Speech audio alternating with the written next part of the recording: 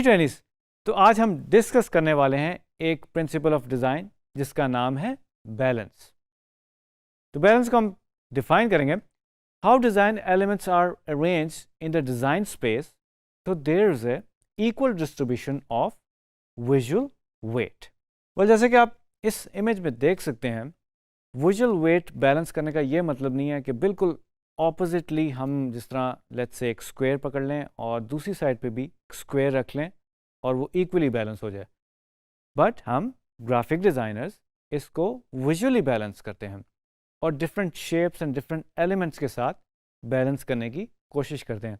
जैसे कि आप इस इमेज में देख सकते हैं, हमारी जो राइट साइड है और जो लेफ़्ट साइड है वो डिफरेंट एलिमेंट्स, डिफरेंट पेबल्स, ये जो स्टोन्स हैं उनके साथ बैलेंस किए गए हैं।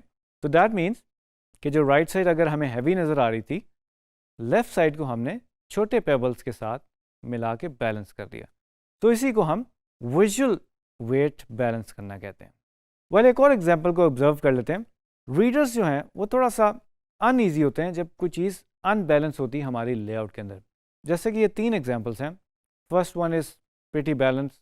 सेकंड में आप देख सकते हैं जो लेफ़्ट साइड है वो थोड़ी सी नीचे की तरफ झुक रही है, और आखिरी में बिल्कुल डिज़ास्टर हो गया, जो हमारी जो लेफ़्ट साइड है वो बहुत ज़्यादा भारी हो गई है, यानी wait wise, visual wait wise काफ़ी भारी हो गई है, जिसकी वजह से थोड़ी सी डिस्ट्रैक्शन है और अनईजीनेस है। सो लेआउट में भी हम इन चीज़ों का ख्याल रखते हैं और इस तरह की जो अनईजी, अनबैलेंस्ड चीज़ें हैं उनको बैलेंस करने की कोशिश करते हैं। Well, we can achieve visual balance by scale, colour, value, texture, variety of shapes and forms. Well, Beatles जो एक बहुत मशहूर बैंड है उसका एक ये पोस्टर है, और इसमें आप देख सकते हैं डिज़ाइनर ने बहुत ही इंटेलिजेंटली एक इलस्ट्रेशन बनाई है जिसके अंदर उसने उसके जो हेयर का जो स्ट्रक्चर है, जो बैंड मेंबर्स हैं चारों का, वो यूज़ किया है, और वो डिफरेंट शेप्स हैं एंड डिफरेंट कलर्स हैं, बट उसने बड़े तरीके से और बहुत इंटेलिजेंटली उनको बैलेंस भी किया है। वेल, बात करते हैं कि बैलेंस की कितनी टाइप्स होती हैं। Well, first type is symmetrical, second is asymmetrical, third is radial and fourth is mosaic। तो अब बात कर लेते हैं फर्स्ट टाइप की, दैट इज सिमेट्रिकल।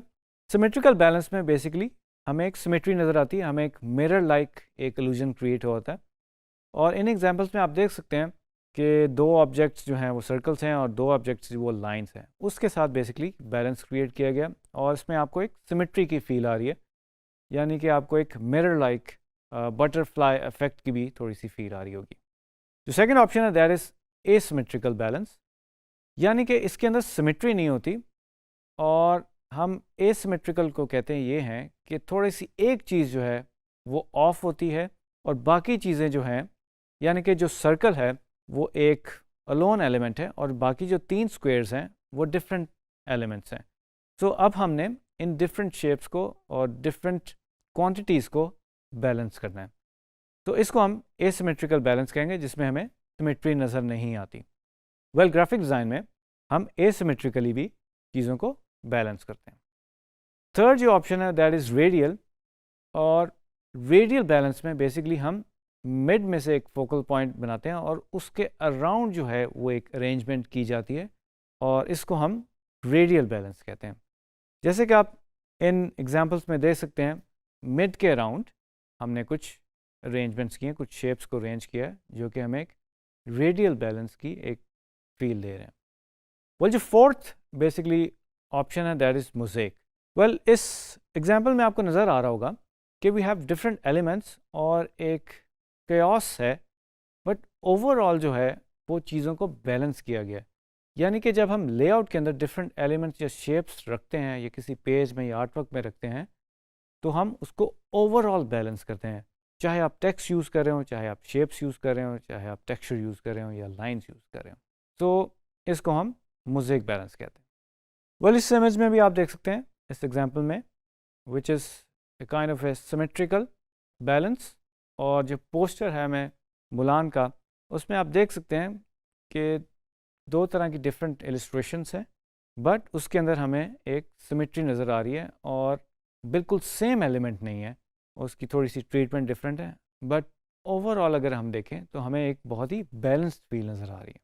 G20s, तो उम्मीद करता हूँ कि बैलेंस को आपने ग्राफिक डिज़ाइन में समझा होगा, जो एक प्रिंसिपल ऑफ डिज़ाइन है, और आप इसको फर्दर एक्सप्लोर करेंगे।